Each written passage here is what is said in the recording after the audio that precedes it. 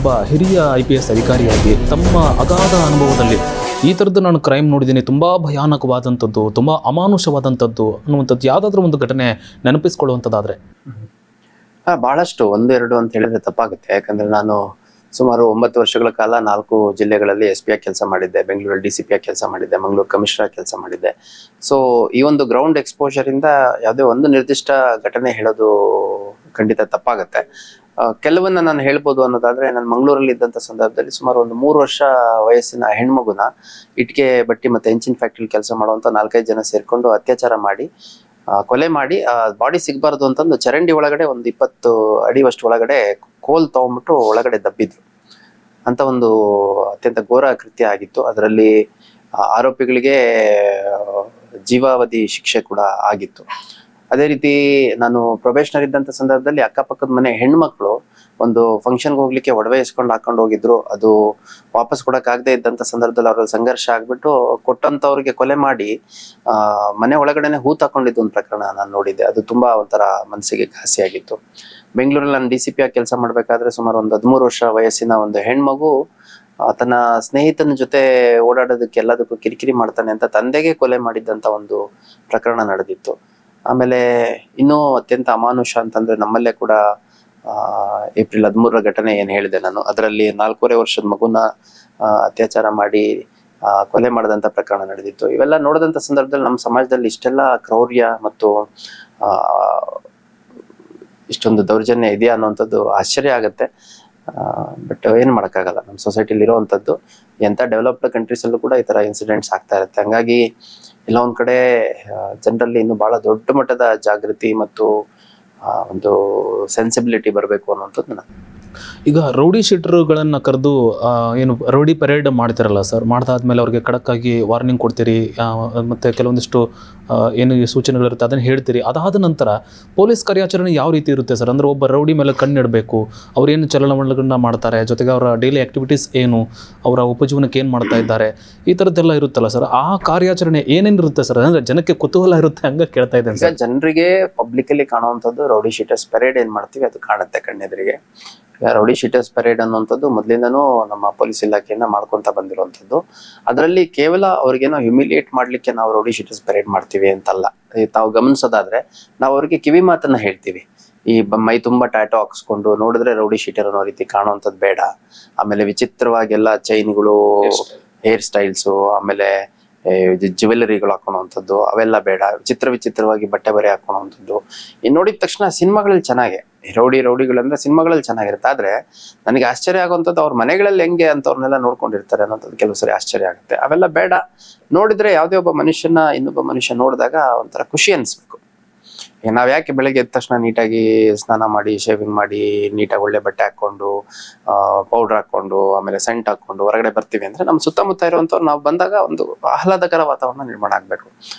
So ಹಂಗಾಗಿ ಈ rowdy sheet ಮಾಡುವಂಥದ್ದು ಕಿವಿ ಮಾತು ಹೇಳಲಿಕ್ಕೆ, ರೌಡಿ ಶೀಟರ್ಸ್ ಪರೇಡ್ ಮಾಡುವಂಥದ್ದು ನಾವು ಕಿವಿ ಮಾತು ಹೇಳಲಿಕ್ಕೆ ಮಾಡುವಂಥದ್ದು. ಅದೇ ರೀತಿ ಈ ರೀತಿ ಕೃತ್ಯಗಳಲ್ಲಿ ತಾವೇನಾದ್ರೂ ಮುಂದುವರ್ಸ್ಕೊಂಡು ಹೋಗ್ತೀರಿ ಅನ್ನೋದಾದ್ರೆ ನಿಮಗೆ ಕಾನೂನು ಪ್ರಕ್ರಿಯೆ ಏನೆಲ್ಲ ಇರುತ್ತೆ ಅನ್ನೋಂಥ ಒಂದು ಎಚ್ಚರಿಕೆಯನ್ನ ನೀಡುವಂಥದ್ದು ಆಗತ್ತೆ. ಅದ್ರ ಜೊತೆಗೆ ನಮ್ಮ ಅಧಿಕಾರಿ ಸಿಬ್ಬಂದಿಗಳಿಗೆ ನಮ್ಮ ವ್ಯಾಪ್ತಿಯಲ್ಲಿ, ನಮ್ಮ ಸುತ್ತಮುತ್ತಲ ಠಾಣೆಗಳಲ್ಲಿ ಯಾರ್ಯಾರು ಇದ್ದಾರೆ ಅನ್ನೋಂಥದ್ದು ತಿಳ್ಕೊಳ್ಲಿಕ್ಕೆ ಕೂಡ ಒಂದು ವಾತಾವರಣ ಆಗತ್ತೆ. ಅದೆಲ್ಲದಕ್ಕಿಂತ ಜೊತೆಗೆ ಒಂದು ಪಬ್ಲಿಕ್ ಪರ್ಸೆಪ್ಷನ್, ಈ rowdy sheeters, aunty social elements ಮೇಲೆ ಪೊಲೀಸರು ಡಾಮಿನೇಟ್ ಮಾಡಿ ಅವ್ರನ್ನ ಗಟ್ಟಿಯಾಗಿ ಇಟ್ಕೊಂಡಿದ್ದಾರೆ, ಒಂದು ಭಯ ಇದೆ ಅವ್ರಗಳ ಮೇಲೆ ಅಂತಂದು ಸಂದೇಶ ಕೊಡುವಂತ ಕಾರಣಕ್ಕಾಗಿ ಮಾಡ್ತೀವಿ. ಇದು ಮೇಲ್ನೋಟಕ್ಕೆ ಕಾಣುವಂಥದ್ದು. ಆದ್ರೆ ಒಳಗಡೆ ನಾವು ನೋಡಿದಂತ ಸಂದರ್ಭದಲ್ಲಿ ಅವ್ರು ರೌಡಿ ಶೀಟ್ ಅಪ್ಡೇಟ್ ಮಾಡ್ಕೊಳ್ಳುವಂಥದ್ದು, ಅವರ ಅಸೋಸಿಯೇಟ್ಸ್ ಯಾರು, ಅವ್ರ ಫೋನ್ ನಂಬರ್ ಏನು, ಅವ್ರು ಎಲ್ಲಿ ವಾಸ ಮಾಡ್ತಾರೆ, ಅವ್ರ ಅಡ್ಡಗಳು ಯಾವುವು, ಅವ್ರ ಮೇಲೆ ಯಾವ ಕೇಸ್ ಇದೆ, ವಾರೆಂಟ್ಸ್ ಇದೆಯಾ, ಅಥವಾ ಅವ್ರ ಮೇಲೆ ಏನಾದ್ರು ಮುಂಜಾಗ್ರತಾ ಕ್ರಮ ನಾವು ಜರುಗಿಸೋ ಅವಶ್ಯಕತೆ ಇದೆಯಾ, ಎಕ್ಸ್ಟರ್ಮೆಂಟ್ ಮಾಡ್ಬೇಕಾ, ಗುಂಡಾಕ್ಟ್ ಮಾಡ್ಬೇಕಾ, ಇನ್ನು ಬೇರೆ ಏನೆಲ್ಲ ಪ್ರಕ್ರಿಯೆ ಮಾಡ್ಬೇಕು, ಅವ್ರ ಮನೆಯಲ್ಲಿರುತ್ತೆ, ಅವ್ರ ಮನೆಯಲ್ಲಿ ಯಾರ್ಯಾರು ಕುಟುಂಬ ಸದಸ್ಯರು ಇರ್ತಾರೆ, ಅವ್ರ ಮನೆಗೆ ಭೇಟಿ ನೀಡಿದಂತ ಸಂದರ್ಭದಲ್ಲಿ ಏನೋ ಸಿನಿಮಾಗಳಲ್ಲಿ ಮಾಡ್ದಂಗೆ ಸುಮ್ಮನೆ ಒಳಗಡೆ ಹೋಗ್ಬಿಟ್ಟು ನುಗ್ಗಿ ಎಳೆದಾಡಿ ಅದೆಲ್ಲ ಮಾಡೋದು ನಾವು. ಅವ್ರು ಕುಂಡ್ರಿಸ್ಕೊಂಡು ಸರ್ಚ್ ಮಾಡುವಂಥದ್ದು ಒಂದು ಮಾಡ್ತೀವಿ. ಅವ್ರ ಕುಟುಂಬ ಸದಸ್ಯರಿಗೆ ಕಿವಿ ಮಾತು ಹೇಳುವಂಥದ್ದು ಹೇಳ್ತೀವಿ. ಅಕ್ಕಪಕ್ಕದಲ್ಲಿ ಯಾರಾದ್ರೂ ಸ್ವಲ್ಪ ಜವಾಬ್ದಾರಿ ಇರೋಂಥವ್ರು ಇದ್ರೆ ಅಂತ ಅವ್ರು ಕರೆದ್ಬಿಟ್ಟು ಇಂಥ ಕೆಲಸ ಮಾಡ್ತಿದ್ದಾನೆ, ಸ್ವಲ್ಪ ಇವನ್ನ ಕಂಟ್ರೋಲ್ ಅಲ್ಲಿ ಇಟ್ಕೊಳ್ಳಿ, ವಾಚ್ ಮಾಡಿ ಅಂತ ಹೇಳುವಂಥದ್ದು. ಅಲ್ಲಿ ಬಹಳಷ್ಟು ಒಂದು ಹ್ಯೂಮನ್ ಆಂಗಲ್ ಕೂಡ ಇನ್ವಾಲ್ವ್ ಆಗಿರುತ್ತೆ. ಅದು ಯಾರಿಗೂ ಕಾಣೋದಿಲ್ಲ. ನಾವು ನೀನ್ ಹಿಂಗಿರಂಗಿಲ್ಲ, ಕೂದಲು ಕಟ್ ಮಾಡಿಸು, ನೀನು ಟ್ಯಾಟೋ ಹಾಕ್ಸ್ಬೇಡ, ಅಥವಾ ಈ ಚೈನು ಬಟ್ಟೆ ಇಂಥವೆಲ್ಲ ತೆಗ್ಸು ಅನ್ನೋಂಥದ್ದು ಸ್ವಲ್ಪ ವಿಸಿಬಲ್ ಆಗಿ ಕಾಣುತ್ತೆ. ಬಟ್ ಅದ್ರ ಹಿಂದೆ ಅವ್ರನ್ನ ಮುಖ್ಯವಾಹಿನಿಗೆ ತರಬೇಕು ಅನ್ನೋಂಥ ಬಹಳ ದೊಡ್ಡ ಪ್ರಯತ್ನ ಇರುತ್ತೆ. ಅದು ಹೆಚ್ಚು ಮಾಧ್ಯಮದ ಮುಖಾಂತರ ಅಥವಾ ಸಾಮಾಜಿಕ ಜಾಲತಾಣಗಳ ಮುಖಾಂತರ ಹೋಗಲ್ಲ. ಆದ್ರೆ ಬಹಳಷ್ಟು ಜನ ಆ ಒಂದು ಪ್ರಕ್ರಿಯೆಯಿಂದ ಉಪಯೋಗ ಪಡ್ಕೊಂಡು ಮುಖ್ಯವಾಹಿನಿಗೆ ಬಂದಿರುವಂತವ್ರು ಇರ್ತಾರೆ. ಈಗ ಈ ವರ್ಷದಲ್ಲಿ ನಾವು ಹೇಳೋದಾದ್ರೆ ಸುಮಾರು 100ಕ್ಕೂ ಹೆಚ್ಚು ಜನ ಹೊಸ ರೌಡಿ ಶೀಟ್ ನಾವು ಓಪನ್ ಮಾಡಿದ್ರೆ ಸುಮಾರು 500ಕ್ಕೂ ಹೆಚ್ಚು ರೌಡಿ ಶೀಟ್ಗಳನ್ನ ನಾವು ಕ್ಲೋಸ್ ಮಾಡಿದ್ದೇವೆ. ಕ್ಲೋಸ್ ಮಾಡಿದ ಬಹಳಷ್ಟು ಜನ ಆಟೋ ಡ್ರೈವರ್ಗಳಿದ್ದಾರೆ, ಆಮೇಲೆ ಸಣ್ಣ ಪುಟ್ಟ ವ್ಯವಹಾರ ಮಾಡ್ತಿರುವಂತವ್ರು ಇದ್ದಾರೆ, ಮುಖ್ಯವಾಹಿನಿಗೆ ಬಂದು ಸಮಾಜ ಸೇವೆಯಿಂದ ರಾಜಕೀಯದವರೆಗೂ ಎಲ್ಲ ಗುರುತಿಸ್ಕೊಂಡಿರುವಂತ ಸಾಕಷ್ಟು ಜನ ಇದ್ದಾರೆ. ಆಮೇಲೆ ಕುಟುಂಬದ ಜೊತೆ ಬಹಳ ಗೌರವಯುತವಾಗಿ ಬಾಳ್ತಿರುವಂತವ್ರು ಇದ್ದಾರೆ. ಎಷ್ಟೋ ಜನರ ಮಕ್ಕಳು ಮದುವೆಗೆ ಬಂದಿದ್ದಾರೆ. ಶಾಲಾ ಕಾಲೇಜುಗಳಿಗೆ ಹೋದಂತ ಸಂದರ್ಭದಲ್ಲಿ ಅವರಿಗೆ ಇವರಪ್ಪ ರೌಡಿ ಶೀಟರ್ ಅಂತ ಇಮಿಲಿಯೇಟ್ ಆಗಿರುವಂತದ್ದು ಇದೆ. ಹಂಗಾಗಿ ಮುಖ್ಯವಾಹಿನಿಗೆ ಬಂದು ಒಂದು ಯಾವುದೇ ಗಲಾಟೆ ಗದ್ದಲ ಇಲ್ದಿರುವಂತ ವಾತಾವರಣ ನಿರ್ಮಾಣ ಮಾಡಬೇಕು, ಈ ಕ್ರಿಮಿನಲ್ಸ್ ಇವರು ಅನ್ನುವಂತ ಏನ್ ಹಣೆ ಪಟ್ಟಿದೆ ಅದರಿಂದ ಹೊರಗಡೆ ತರಬೇಕು ಅನ್ನೋ ಪ್ರಯತ್ನ ಕೂಡ ಪ್ಯಾರಲಲ್ಲಿ ನಡೆದಿರುತ್ತೆ. ಒಟ್ಟಾರೆಯಾಗಿ ಅದು ಒಂದು ಒಳ್ಳೆಯ ಸಾಧನ ಅಂತ ನಾನು ಹೇಳಲಿಕ್ಕೆ ಇಷ್ಟ. ಸಮಾಜದಲ್ಲಿ ರೌಡಿಗಳದ್ದು ಒಂದು ಕಾಟ ಆದರೆ ಸರ್, ಕುಡುಕರದ್ದು ಒಂದು ರೀತಿ ಕಾಟ. ಕುಡುಕರು ಡ್ರಿಂಕ್ಸ್ ಮಾಡಿ ಎಲ್ಲೋ ರಾತ್ರೋರಾತ್ರಿ ಜನರಿಗೆ ತೊಂದರೆ ಕೊಡುವಂಥದ್ದು ಅಥವಾ ಆ ಸಮಾಜದಲ್ಲಿ ಕೆಟ್ಟದಾಗಿ ಬಿಹೇವ್ ಮಾಡುವಂಥದ್ದು, ಈ ರೀತಿ ಮಾಡ್ತಾ ಇದ್ರು ಕೂಡ ನಾನು ಭಾಳಷ್ಟು ಕಡೆ ಅಬ್ಸರ್ವ್ ಮಾಡಿದ್ದೀನಿ ಸರ್. ಪೊಲೀಸರು ಅವ್ರ ಜೊತೆ ತುಂಬ ಸಂಯಮದಿಂದ ತಾಳ್ಮೆಯಿಂದ ವರ್ತನೆ ಮಾಡ್ತಾರೆ ಸರ್.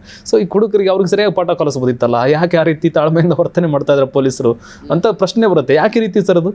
ನೋಡಿ, ನಾವು ಕುಡುಕರು ಅಂತಂದ್ರೆ ಅದು ಒಂದು ಜನರಲ್ ಬಹಳ ಒಂದು ಬ್ಲಾಂಕೆಟ್ ಸ್ಟೇಟ್ಮೆಂಟ್ ಆಗತ್ತೆ. ಅಥವಾ ಮದ್ಯವ್ಯಸನಿಗಳು ಅಲ್ಲ, ವಾಟ್ ಎವರ್, ಕುಡುಕರು ಮದ್ಯವ್ಯಸನಿಗಳೆಲ್ಲ ಒಂದೇ. ಈಗ sale of alcohol and liquor is not prohibited in state of Karnataka. ಕರ್ನಾಟಕದಲ್ಲಿ ಮದ್ಯ ಮಾರಾಟ ನಿಷೇಧ ಅಲ್ಲ ಅಂತಂದಾಗ ಅದನ್ನ ಕುಡಿಯುವಂಥವ್ರು ಮಾಡ್ತಿರೋಂಥದ್ದು ತಪ್ಪು ಅಂತ ನಾವ್ ಹೇಳಲಿಕ್ಕಾಗಲ್ಲ.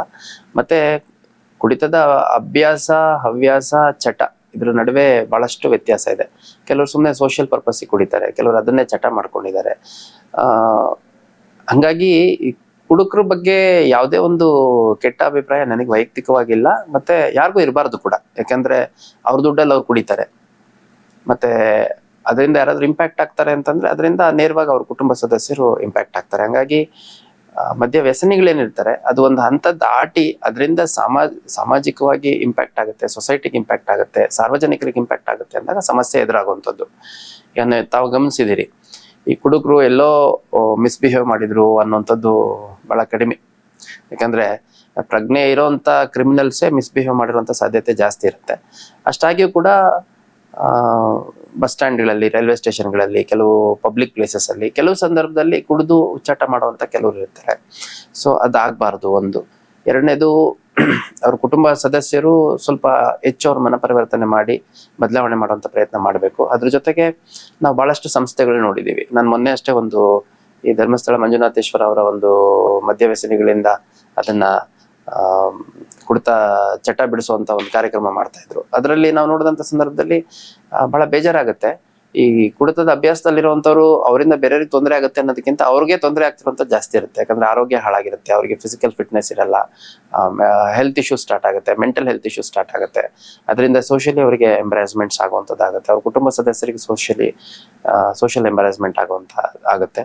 ಮತ್ತೆ ಅವ್ರ ಮನೆಯಲ್ಲಿ ಒಂದು ಒಳ್ಳೆ ಓದೋ ವಾತಾವರಣ ಇರಲ್ಲ, ಒಂದು ಒಳ್ಳೆ ಅಟ್ಮಾಸ್ಫಿಯರ್ ಇರಲ್ಲ. ಹಂಗಾಗಿ ಈ ಕುಡಿತದ ಅಭ್ಯಾಸ ಒಂದು ಕಟ್ಟುನಿಟ್ಟಾಗಿ ಲಿಮಿಟ್ ಆಗಿ ಕುಡಿಯುವಂತವ್ರಿಂದ ಏನ್ ಹೆಚ್ಚು ಸಮಸ್ಯೆ ಇರಲ್ಲ. ದಾಟದಂತ ಸಂದರ್ಭದಲ್ಲಿ ಅವ್ರಿಗೆ ವೈಯಕ್ತಿಕವಾಗಿ ಮತ್ತು ಅವ್ರ ಕುಟುಂಬ ಸದಸ್ಯರಿಗೆ, ಅವರ ಸಂಬಂಧಿಕರಿಗೆ, ಸ್ನೇಹಿತರಿಗೆ ಅವ್ರಿಗೆ ತೊಂದರೆ ಆಗುವಂಥದ್ದು ಹೆಚ್ಚು. ಅದ್ರ ಜೊತೆಗೆ ನಮಗೆ ಪಾಯಿಂಟ್ ಆಫ್ ಕನ್ಸರ್ನ್ ಏನಂದ್ರೆ, ಕುಡಿಯೋ ನೆಪದಲ್ಲಿ ಹೋಗ್ಬಿಟ್ಟು ಪಾರ್ಟಿ ಮಾಡ್ತೀವಿ ಅಂತ ಹೊಡೆದಾಡ್ಕೊಂಡು ಸಾಯೋಂಥವ್ರು ಇರ್ತಾರೆ. ಅಥವಾ ಜೈಲ್ಗಳ ಇದರಲ್ಲಿ ಬಾರ್ಗಳಲ್ಲಿ ಕುತ್ಕೊಂಡು ಕುಡಿತದ ನಿಶದಲ್ಲಿ ಗಲಾಟೆಗಳಾಗಿರುವಂಥದ್ದು, ಕೊಲೆ ಆಗಿರುವಂಥದ್ದು, ಅದು ಸಾರ್ವಜನಿಕರಿಗೆ ಒಂಥರ ಆತಂಕ ಉಂಟು ಮಾಡುತ್ತೆ. ಸೊ ಆತರ ಆಗದಂಗೆ ನಮ್ಮ ಪೊಲೀಸ್ ಪ್ರೆಸೆನ್ಸ್ ಅನ್ನ ಎಲ್ಲ ಕಡೆ ಇಡುವಂತ ಪ್ರಯತ್ನ ನಾವು ಮಾಡಿದೀವಿ.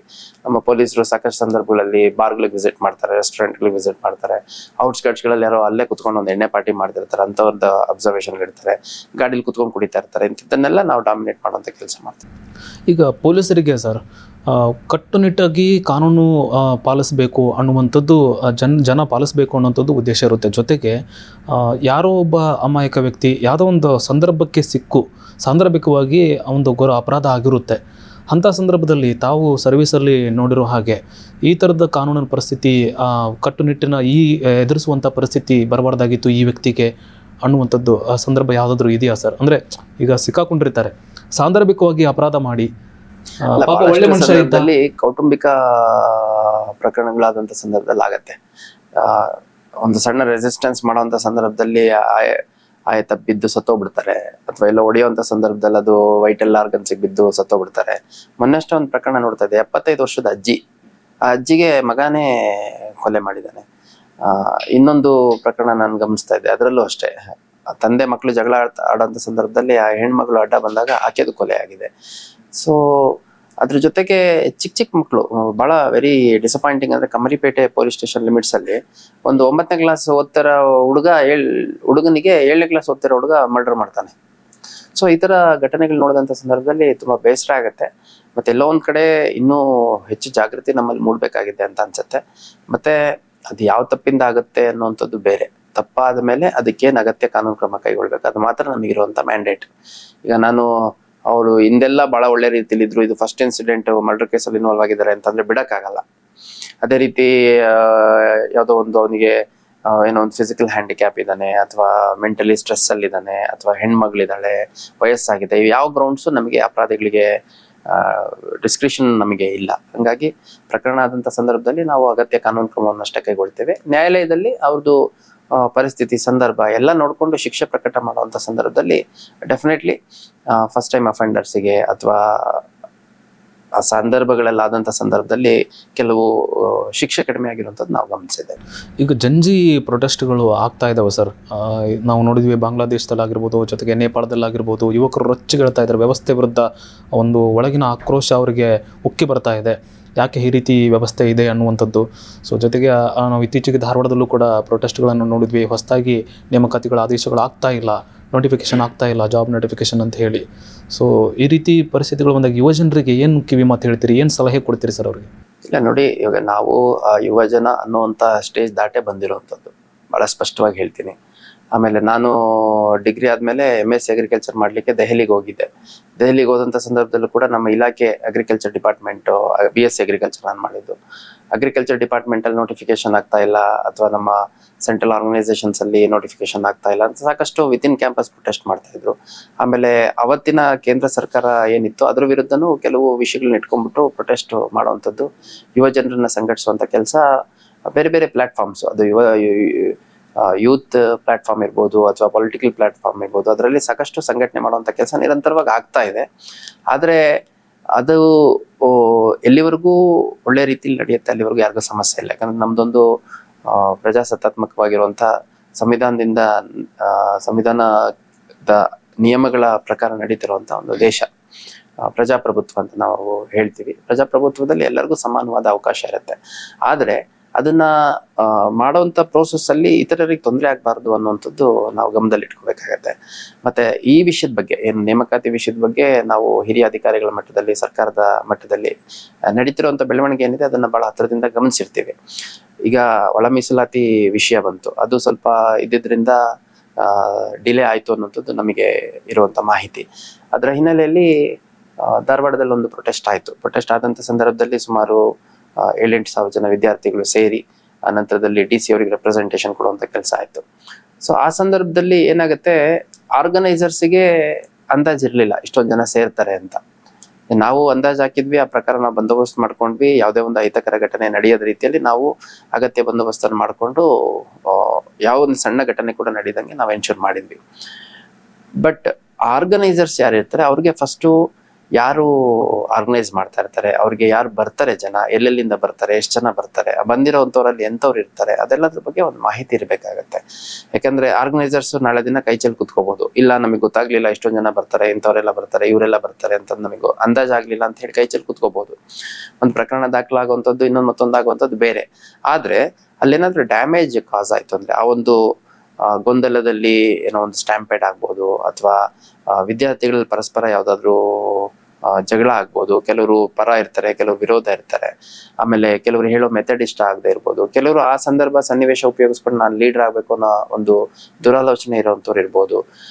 ಸಾರ್ವಜನಿಕರು ಆ ಒಂದು ಮಾರ್ಗದಲ್ಲಿ ಒಂದು ಆಂಬ್ಯುಲೆನ್ಸ್ ಹೋಗ್ತಿರ್ತಾರೆ, ಶಾಲಾ ಕಾಲೇಜುಗಳಿಗೆ ಹೋಗ್ತಿರ್ತಾರೆ, ವಯಸ್ಸಾಗಿರೋರು ಇರ್ತಾರೆ, ಹೆಣ್ಮಕ್ಳು ಇರ್ತಾರೆ, ವಿದ್ಯಾರ್ಥಿಗಳು ಇರ್ತಾರೆ, ಅವ್ರಿಗೆ ತೊಂದರೆ ಆಗ್ಬೋದು. ಸೊ ಇವೆಲ್ಲ ಗಮನದಲ್ಲಿ ಇಟ್ಕೊಂಡು ಪ್ರತಿಭಟನೆಯನ್ನ ನಿಯಮ ಬಾಹಿರವಾಗಿ ಮಾಡದೆ ನಿಯಮಾನುಸಾರ ಮಾಡಿದ್ರೆ ಸಂದೇಶ ಏನಿದೆ ಅದನ್ನ ಕೊಡುವಂತ ಕೆಲಸ ಮಾಡ್ತಾರೆ. ಇವಾಗ ಅಲ್ಲಿ ಪ್ರತಿಭಟನೆ ಮಾಡಿದಂಥವ್ರು ಯಾರು ಅವತ್ತು ಸರ್ಕಾರದ ಹಂತದಲ್ಲಿ, ಹಿರಿಯ ಅಧಿಕಾರಿಗಳ ಹಂತದಲ್ಲಿ ಚರ್ಚೆ ಮಾಡಿದವ್ರು ಯಾರು ಇಲ್ಲ. ಅಲ್ಲಿ ಏನ್ ವಿಷಯ ಇತ್ತು ಅನ್ನೋಂಥದ್ದು ಅದನ್ನ ನಾನು ಸೇರಿದಂತೆ, ನಮ್ಮ ಜಿಲ್ಲಾಧಿಕಾರಿಗಳು ಸೇರಿದಂತೆ ಯಾರ್ಯಾರಿಗೆ ಗಮನಕ್ಕೆ ತರಬೇಕು, ಅದು ಸಂಬಂಧಪಟ್ಟ ಸಚಿವರಿಗಿರ್ಬೋದು ಅಥವಾ ಮುಖ್ಯಮಂತ್ರಿಗಳ ಕಚೇರಿಗಿರ್ಬೋದು, ಹಿರಿಯ ಅಧಿಕಾರಿಗಳ ಗಮನಕ್ಕಿರ್ಬೋದು, ಅದನ್ನ ತಲುಪಿಸುವಂತ ಕೆಲಸ ನಮ್ಮ ಜಿಲ್ಲಾ ಮಟ್ಟದ ಅಧಿಕಾರಿಗಳು ಅವತ್ತು ಮಾಡಿದ್ರು. ನಾನು ಮನವಿ ಮಾಡುವಂಥದ್ದು, ಯುವ ಜನತೆ ಯಾವುದೇ ಕಾರಣಕ್ಕೂ ಒಂದು ನಿರಾಶಾವಾದ ಹಂತಕ್ಕೆ ಹೋಗ್ಬಾರ್ದು. ಈಗ ನಾವು ಡಿಗ್ರಿ ಮುಗಿಸಿದಂತ ಸಂದರ್ಭದಲ್ಲಿ ನಿಮ್ಗೆ ಇವಾಗ ಏನ್ ಸಮಸ್ಯೆಗಳಿದಾವೋ ಅಷ್ಟೆಲ್ಲ ಸಮಸ್ಯೆಗಳು ನಮಗೂ ಇತ್ತು. ಈಗ ಪ್ರಾಬಬಲಿ ತಾವು ಕೂಡ ಗ್ರಾಜುಯೇಷನ್ ಮುಗಿಸಿದಂತ ಸಂದರ್ಭದಲ್ಲಿ ಮುಂದೇನ್ ಮಾಡ್ಬೇಕು ಅನ್ನೋ ಪ್ರಶ್ನೆ ನಿಮಗೂ ಇರುತ್ತೆ. ಅದು ಯಾವ್ಯಾವ ಅವಕಾಶ ಇದೆ ಎಲ್ಲ ಅವಕಾಶಗಳನ್ನ ನಾವು ಎಕ್ಸ್ಪ್ಲೋರ್ ಮಾಡ್ಬೇಕು. ನಮ್ಮ ಜಿಲ್ಲಾಧಿಕಾರಿಗಳು ದಿವ್ಯಾ ಪ್ರಭು ಅಂತಿದ್ದಾರೆ, ಅವ್ರು ಹೇಳ್ತಾರೆ, ಅವ್ರು ಸುಮಾರು 32 ಪರೀಕ್ಷೆಗಳನ್ನ ಬರೆದು 32 ಪರೀಕ್ಷೆಗಳಲ್ಲಿ ಪಾಸ್ ಆಗ್ತಾರೆ. ಆ ನಂತರದಲ್ಲಿ ಇಂಡಿಯನ್ ಫಾರೆಸ್ಟ್ ಸರ್ವಿಸ್ ಆಗುತ್ತೆ, ನಂತರ IAS ಮೊದಲನೇ ಅಟೆಂಪ್ಟ್ ಅಲ್ಲೇ ಮಾಡ್ಕೋತಾರೆ ಅವರು. ಅಂದ್ರೆ ಶ್ರಮ ಪಟ್ಟು ಓದೋದ್ರಿಂದ ಓದೋಂಥವ್ರಿಗೆ 10 ಅವಕಾಶಗಳಿರುತ್ತೆ. ಆದ್ರೆ ಆ ಶ್ರಮ ಪಡೋದ್ರ ಜೊತೆಗೆ ಒಂದು ಮೂಲಭೂತ ಸೌಕರ್ಯ ಬೇಕಾಗುತ್ತೆ, ಒಂದು ಕೋಚಿಂಗ್ ಫೆಸಿಲಿಟೀಸ್ ಬೇಕಾಗುತ್ತೆ, ಏನ್ ಓದ್ಬೇಕು ಅನ್ನೋಂಥ ಒಂದು ಮಾರ್ಗದರ್ಶನ ಬೇಕಾಗುತ್ತೆ.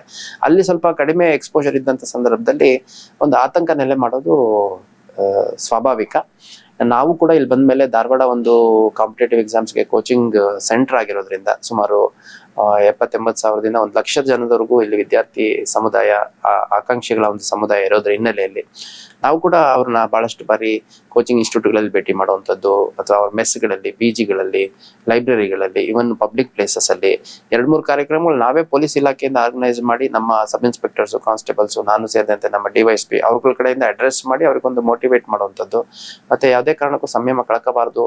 ಮತ್ತೆ ಕೆಲವರು ಒಬ್ರಿಬ್ರು ಆತ್ಮಹತ್ಯೆ ಕೂಡ ಮಾಡ್ಕೊಂಡಿರುವಂತ ಸಂದರ್ಭಗಳು ನಾವು ಗಮನಿಸಿದಾಗ ಆ ತರ ಕ್ರಿಯೆಗಳಿಗೆ ಯಾವುದೇ ಕಾರಣಕ್ಕೂ ಹೋಗ್ಬಾರ್ದು ಅನ್ನುವಂಥದ್ದು ನಾವು ಮನವರಿಕೆ ಮಾಡ್ಕೊಳ್ಳುವಂತ ಕೆಲಸ ಮಾಡಿದ್ವಿ. ಇನ್ಫ್ಯಾಕ್ಟ್ ಅವತ್ತು ಒಬ್ಬ ಹುಡುಗ ಗುಲ್ಬರ್ಗಾ ಮೂಲದವನು ಆತ್ಮಹತ್ಯೆ ಮಾಡ್ಕೊಂಡಿದ್ದಾನೆ ಅನ್ನೋ ವಿಷಯ ಪ್ರಸ್ತಾಪ ಆದಾಗ ಅಲ್ಲಿದ್ದಂತ ಆಕಾಂಕ್ಷಿಗಳೆಲ್ಲ ಭಾವುಕರಾಗ್ಬಿಟ್ಟು ಒಂದು ಆಕ್ರೋಶ ಅವರಲ್ಲಿ ಹೊರಹೊಮ್ಮುವಂತ ಸಂದರ್ಭ ಬಂತು. ಆ ಸಂದರ್ಭದಲ್ಲಿ ನಾನು ಎಲ್ಲರಿಗೂ ಮನವಿ ಮಾಡಿ ಎಲ್ಲರಲ್ಲೂ ಪ್ರತಿಜ್ಞೆ ಮಾಡಿಸುವಂತ ಕೆಲಸ ಮಾಡಿದ್ವಿ. ಯಾವುದೇ ಕಾರಣಕ್ಕೂ ಎಂತ ಸಂದರ್ಭದಲ್ಲೂ ನಾವು ಆತ್ಮಹತ್ಯೆ ಅಂತ ಕೆಟ್ಟ ಕೆಲ್ಸಕ್ಕೆ ಹೋಗಲ್ಲ ಅನ್ನುವಂಥದ್ದು. ಸೊ ನಮ್ಮ ಪ್ರಯತ್ನ ಹೆಂಗಿರುತ್ತೆ ಅದಕ್ಕೆ ಪೂರಕವಾಗಿ ಫಲ ಸಿಗತ್ತೆ. ಈಗ ನಮಗೆ ಭಗವದ್ಗೀತೆಯಲ್ಲಿ ಶ್ರೀಕೃಷ್ಣ ಪರಮಾತ್ಮ ಹೇಳಿದ್ದಾನೆ ಅನ್ನುವಂಥದ್ದು ನಾವೆಲ್ಲ ಕಡೆ ಕೇಳ್ತೀವಿ. ಅದ್ರ ಅರ್ಥ ಏನು ಅಂತ ತಿಳ್ಕೊಬೇಕು. ಈಗ ಸಾಕಷ್ಟು ನಮ್ಮ ಕರ್ಮ ಏನಿದೆ, ನಮ್ಮ ಪ್ರಯತ್ನ ಏನಿದೆ ಅದನ್ನ ಮಾಡ್ಬೇಕು. ಫಲಾಫಲ ನಿರೀಕ್ಷೆ ನಮ್ಮ ಪ್ರಯತ್ನಕ್ಕೆ ಪೂರಕವಾಗಿ ಸಿಗುತ್ತೆ ಅನ್ನೋ ಒಂದು ವಿಶ್ವಾಸದಲ್ಲಿ ನಾವು ಮುಂದುವರಿಬೇಕಾಗತ್ತೆ. ಈಗ ಒಬ್ಬ ರೈತ ಬೆಳೆ ಬೆಳಿತಾನೆ, ಬೆಳೆ ಬೆಳೆದಂತ ಸಂದರ್ಭದಲ್ಲಿ ಅವನು ನಾನು ಕರೆಕ್ಟಾಗಿ ಟೈಮಿಗೆ ಹುತ್ತಿದ್ದೀನಿ, ಬಿತ್ತಿದ್ದೀನಿ, ಗೊಬ್ಬರ ಹಾಕಿದ್ದೀನಿ, ಔಷಧಿ ಹೊಡೆದಿದ್ದೀನಿ ಅಂದ್ರೂ ನಮಗೆ ಬೆಳೆ ಕೈ ಹಿಡಿಲಿಲ್ಲ ಅಂತಂದು ಅವನು ಆತ್ಮಹತ್ಯೆ ಮಾಡ್ಕೊಂಡಿರುವಂತ ಸಖತ್ ಘಟನೆಗಳನ್ನ ಕೂಡ ನೋಡಿದೀವಿ. ಆದ್ರೆ ಅದನ್ನ ಮೀರಿನೂ ಕೂಡ ನಿರಂತರವಾಗಿ ಅದೇ ಕೃಷಿ ಕಾರ್ಯದಲ್ಲಿ ಮುಂದುವರಿಸಿರುವಂತ ನಮ್ಮ ರೈತರು ನಮಗೆ ಸ್ಫೂರ್ತಿ ಆಗ್ಬೇಕು. ಅದೇ ರೀತಿ ಬಹಳಷ್ಟು ಜನ ತುಂಬಾ ಕಷ್ಟದ ಪರಿಸ್ಥಿತಿಯಿಂದ ಬಂದು ಒಂದು ಒಳ್ಳೆ ಹಂತಕ್ಕೆ ಬಂದಿರುವಂತವ್ರು ನೋಡಿದಾಗ ನಮಗೆ ಅದು ಸ್ಫೂರ್ತಿ ಆಗ್ಬೇಕು. ಈಗ ನಾವೇ ನಮ್ಮ ಸುತ್ತಮುತ್ತ ಬಹಳಷ್ಟು ಒಳ್ಳೆ ಒಳ್ಳೆ ಉದಾಹರಣೆಗಳಿದ್ದಾರೆ. ಇತ್ತೀಚೆಗೆ ಒಂದು ಅಪಘಾತ ಪ್ರಕರಣದಲ್ಲಿ ಮಹಾಂತೇಶ್ ಬೀಳ್ಗಿ ಅವರು ತೀರ್ಕೊಂಡ್ರು. ಅವ್ರನ್ನ ಅಧಿಕಾರಿಯಾಗಿ ನಾವು ನೋಡಿದ್ವಿ, ಆದ್ರೆ ಅವರು ಮೃತ ಹೊಂದಿದ ನಂತರ ಅವರ ಜೀವನ ಯಾವ ರೀತಿ ಇತ್ತು, ಅವ್ರು ಯಾವ ರೀತಿ ಹೆಜ್ಜೆ ಇಟ್ಟು ಮೇಲೆ ಬಂದು ಇವತ್ತು ಒಬ್ಬ IAS ಅಧಿಕಾರಿಯಾಗಿ 4 ಜನಕ್ಕೆ ಸ್ಫೂರ್ತಿ ಆದ್ರು ಅನ್ನೋಂಥದ್ದು ಕೇಳಿದಾಗ ತುಂಬಾ ಒಂದು ಭಾವುಕ ಸ್ಥಿತಿಗೆ ನಾವು ಕೂಡ ತಲುಪಿದ್ದುಂಟು. ಅಂದ್ರೆ ಯಾವುದೇ ಒಂದು ಸಪೋರ್ಟ್ ಇಲ್ದಲೆ ಕೂಡ ಒಬ್ಬ ವ್ಯಕ್ತಿ IAS ಆಫೀಸರ್ ಆಗ್ಬಹುದು ಅನ್ನುವಂಥದ್ದಾದ್ರೆ, ಇವಾಗ ನಮ್ಮ ರವಿಚಂದ್ರನ್ ಅವರು IPS ಆಫೀಸರ್, ಅವರ ಒಂದು ನಡೆದು ಬಂದ ದಾರಿ ನೋಡಿದಂತ ಸಂದರ್ಭದಲ್ಲಿ ಅದು ಲಕ್ಷಾಂತರ ಜನಕ್ಕೆ ಸ್ಫೂರ್ತಿ. ಸೊ ಅಂತ ವ್ಯಕ್ತಿಗಳ ಉದಾಹರಣೆ ನಮ್ಮ ಕಣ್ಣೆದುರಿಗೆ ಇದ್ದಾಗ ನಾವು ಹೆಚ್ಚು ಆಶಾಭಾವನೆಯಿಂದ ಜೀವನವನ್ನ ಸ್ವೀಕರಿಸಬೇಕು ಅನ್ನುವಂಥದ್ದನ್ನ ಕಲ್ತ್ಕೋಬೇಕಾಗುತ್ತೆ. ಓಕೆ ಸರ್, ಇತ್ತೀಚೆಗೆ ನೋಡ್ತಾ ಇದ್ದೀವಿ 13-14 ವಯಸ್ಸಿಗೆ ಹುಡುಗರು ಈ ಡ್ರಗ್ಸು, ಗಾಂಜಾ ಈ ಥರದ್ದು ಕೆಲವೊಂದಿಷ್ಟು ಚಟಕ್ಕೆ ದಾಸರಾಗ್ತಾ ಇದ್ದಾರೆ ಅವರು. ಅದಿಲ್ಲಾಂದರೆ ಜೀವನನೇ ಇಲ್ಲ ಅನ್ನೋ ರೀತಿಯಲ್ಲಿ. ಈ ನಿಟ್ಟಲ್ಲಿ ಏನು ಹೇಳ್ತೀರಿ ಸರ್? ಈ ಪೇರೆಂಟ್ಸ್ ಜವಾಬ್ದಾರಿ ಏನು? ಅವ್ರು ಯಾವ ರೀತಿ ಗೈಡೆನ್ಸ್ ಮಾಡಬೇಕು? ಏನು ಸರ್, ಯಾಕೆ ಇದು ಈ ರೀತಿ ಆಗ್ತಾ ಇದೆ ಅಂತ? ಈಗ ನಾವು ಚಿಕ್ಕವರಿದ್ದಾಗಿಂದ ನಮಗೆ ಕಲಿಸಿದ್ದಾರೆ, ಮನೆಯೇ ಮೊದಲ ಪಾಠಶಾಲೆ, ತಾಯಿಯೇ ಮೊದಲ ಗುರು ಅಂತ. ಸೊ ಯಾಕೆ ಅಂತಂದ್ರೆ ಮೊದಲು ಹೆಣ್ಮಕ್ಳು ಹೆಚ್ಚು ಮನೇಲಿ ಇರ್ತಿದ್ರು, ತಂದೆ ಅನ್ಸ್ಕೊಂಡವ್ರು ಹೆಚ್ಚು ಹೊರಗಡೆ ಹೋಗಿ ದುಡ್ಕೊಂಡ್ ಬರ್ತಾ ಇದ್ರು. ಆದ್ರೆ ಇವಾಗ ತಂದೆ ತಾಯಿ ಇಬ್ರು ದುಡಿಲಿಕ್ಕೆ ಹೋಗ್ತಾರೆ. ಹಂಗಾಗಿ ಇವಾಗ ತಂದೆ ತಾಯಿ ಇಬ್ರು ಮನೇಲಿ ಇಲ್ದೇ ಇದ್ದಾಗ ಮನೇಲಿ ಪೇರೆಂಟಿಂಗು ಎಲ್ಲೋ ಒಂದ್ ಕಡೆ ಸಫರ್ ಆಗ್ತಾ ಇದೆ ಅನ್ನುವಂಥದ್ದು. ಅದನ್ನ ಹೆಚ್ಚು ಗಮನ ಕೊಡುವಂಥದ್ದು ಮಾಡ್ಬೇಕಾಗತ್ತೆ. ಶಾಲಾ ಕಾಲೇಜುಗಳಲ್ಲಿ ಈ ಎಲ್ಲಾ ವಿಷಯಗಳ ಬಗ್ಗೆ ಜಾಗೃತಿ ಮೂಡಿಸುವಂಥದ್ದು ಮತ್ತೆ ಮಾರ್ಗದರ್ಶನ ಕೊಡುವಂಥದ್ದು ಆಗ್ಬೇಕಾಗತ್ತೆ. ಮತ್ತೆ ಇವಾಗ ಏನಾಗುತ್ತೆ, ಸೋಷಿಯಲ್ ಮೀಡಿಯಾದಲ್ಲಿ ನಾನು ಹೇಳಿದ್ನಲ್ಲ, ಒಳ್ಳೆ ವಿಷಯಗಳು ಬಿಟ್ಬಿಟ್ಟು ಯಾವ್ದೋ ಕೆಟ್ಟ ವಿಚಾರಗಳಿಗೆ ಜಾಸ್ತಿ ಇನ್ಸ್ಪೈರ್ ಆಗುವಂಥದ್ದು. ಈ ಸಿನಿಮಾಗಳಲ್ಲೂ ನಾವು ನೋಡೋದಾದ್ರೆ ಬಹಳಷ್ಟು ಸಂದರ್ಭಗಳಲ್ಲಿ ಚಿಕ್ಕ ವಯಸ್ಸಿನ ಮಕ್ಕಳು ಎಲ್ಲ ಡ್ರಗ್ಸ್ ತಗೊಳುವಂಥದ್ದು, ಸಿಗರೇಟ್ ಸೇದುವಂಥದ್ದು, ಕುಡಿಯುವಂಥದ್ದು, ಈ ತರದ್ದೆಲ್ಲ ಮಾಡದಂತ ಸಂದರ್ಭದಲ್ಲಿ ಚಿಕ್ಕ ಮಕ್ಕಳಷ್ಟೆಲ್ಲ ಯುವ ಸಮುದಾಯ ಅದರಿಂದ ಎಲ್ಲ ಒಂದ್ ಕಡೆ ಅಟ್ರಾಕ್ಟ್ ಆಗುತ್ತೆ ಅನ್ನುವಂಥದ್ದು ನನ್ನ ವೈಯಕ್ತಿಕ ಭಾವನೆ. ಸೊ ಹಂಗಾಗಿ ಈಗ ಮಕ್ಕಳು ಹುಟ್ಟಿಸಿದವ್ರಿಗೆ ಅವ್ರನ್ನ ಹೆಂಗ್ ಬೆಳೆಸ್ಬೇಕು ಅನ್ನುವಂಥದ್ದು ಜವಾಬ್ದಾರಿ ಕೂಡ ಇರ್ಬೇಕಾಗತ್ತೆ. ಅಲ್ಲಿಗೆ ತಂದೆ ತಾಯಿಗಳದ್ದು ಮೊದಲ ಜವಾಬ್ದಾರಿ. ಅದ್ರ ಜೊತೆಗೆ ಒಂದು ವ್ಯವಸ್ಥೆ, ಸರ್ಕಾರ, ವಿವಿಧ ಇಲಾಖೆಗಳು ಅವ್ರುಗಳು ಕೂಡ ತಮ್ಮ ಜವಾಬ್ದಾರಿಯನ್ನು ನಿರ್ವಹಿಸ್ಬೇಕಾಗತ್ತೆ. ಮತ್ತೆ ಹೆಚ್ಚೆಚ್ಚು ಒಂದು ಒಳ್ಳೆ ವಿಷಯಗಳನ್ನ ಮಕ್ಕಳಲ್ಲಿ ತುಂಬುವಂತ ಕೆಲಸ ಮಾಡ್ಬೇಕಾಗತ್ತೆ. ಇವಾಗ ನಾವೆಲ್ಲ ಚಿಕ್ಕವರಿದ್ದಾಗ ನಮ್ಗೆ ಶಾಲಾ ಪಠ್ಯದಲ್ಲೇ ಇರ್ತಿತ್ತು, ಶಿವಾಜಿ ಹೆಂಗೆ ಬೆಳೆದ್ ಬಂದ್ರು, ಅದೇ ರೀತಿ ಒಣಕೆ ಓಬವ್ವ, ಕಿತ್ತೂರು ರಾಣಿ ಚೆನ್ನಮ್ಮ, ಆಮೇಲೆ ವಿಶ್ವೇಶ್ವರಯ್ಯ, ಅಂಬೇಡ್ಕರ್, ಈ ತರದ್ದು ಸ್ಫೂರ್ತಿದಾಯಕ ವ್ಯಕ್ತಿಗಳದ್ದು ನಮಗೆ ಪಾಠಗಳಿರ್ತಿತ್ತು. ಆ ಪಾಠಗಳನ್ನ ಹೆಚ್ಚೆಚ್ಚು ಸಿಲೆಬಸ್ಗಳಲ್ಲಿ ಇನ್ಕ್ಲೂಡ್ ಮಾಡಿದ್ದಾರೆ ಅಂತ ನಾನು ಇತ್ತೀಚೆಗೆ ಗಮನಿಸಿಲ್ಲ, ಮಾಡಿರಬಹುದು. ಅದ್ರ ಜೊತೆಗೆ ಹೆಚ್ಚೆಚ್ಚು ಟೀಚರ್ಸು, ಪೇರೆಂಟ್ಸು ಮತ್ತೆ ಯಾರ ಮನೇಲಿ ಎಲ್ಡರ್ಸ್ ಇರ್ತಾರೆ ಅವ್ರುಗಳು ಈ ರೀತಿ ಸ್ಫೂರ್ತಿ ಬರುವಂಥದ್ದು, ಒಳ್ಳೆ ದಾರಿಲಿ ಹೋಗೋದ್ರಿಂದ ಏನೆಲ್ಲ ಬೆನಿಫಿಟ್ ಆಗುತ್ತೆ ಅನ್ನುವಂಥದ್ದು ಹೇಳ್ಕೊಡ್ಬೇಕಾಗತ್ತೆ, ಹೇಳ್ಬೇಕಾಗತ್ತೆ. ಅದರಿಂದ ಮಾತ್ರ ನಾವು ಲಾರ್ಜರ್ ಕಂಟೆಕ್ಸ್ಟ್ ಅಲ್ಲಿ ಯುವಕರನ್ನ ಅಥವಾ ವಿದ್ಯಾರ್ಥಿಗಳನ್ನ, ಚಿಕ್ಕ ವಯಸ್ಸಿನಲ್ಲಿರುವಂತವ್ರನ್ನ ಕೆಟ್ಟ ಚಟಗಳಿಂದ ದೂರ ಇಡ್ಲಿಕ್ಕೆ ಸಾಧ್ಯ. ಅದಕ್ಕೆ ಹೊರತುಪಡಿಸಿ ಕಾನೂನು ಪ್ರಕ್ರಿಯೆ ಏನಿರುತ್ತೆ ಅದನ್ನ ನಾವು ಗಟ್ಟಿಯಾಗಿ ಮಾಡುವಂತ ಕೆಲಸ ಮಾಡ್ಲೇಬೇಕು.